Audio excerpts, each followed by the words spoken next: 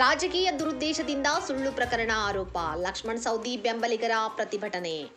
ಬೆಳಗಾವಿ ಜಿಲ್ಲಾ ಕೇಂದ್ರ ಸಹಕಾರ ಬ್ಯಾಂಕ್ ನೌಕರರ ಸಂಘದ ಅಧ್ಯಕ್ಷ ನಿಂಗರಾಜ್ ಕರೆಣ್ಣವರ ಮೇಲೆ ನಡೆದ ಹಲ್ಲೆ ಪ್ರಕರಣಕ್ಕೆ ಸಂಬಂಧಿಸಿದಂತೆ ಅಥಣಿ ಶಾಸಕ ಲಕ್ಷ್ಮಣ್ ಸವದಿ ಹಾಗೂ ಅವರ ಪುತ್ರ ಚಿದಾನಂದ್ ಸವದಿ ವಿರುದ್ಧ ಅಥಣಿ ಪೊಲೀಸ್ ಠಾಣೆಯಲ್ಲಿ ಪ್ರಕರಣ ದಾಖಲಾಗಿದೆ.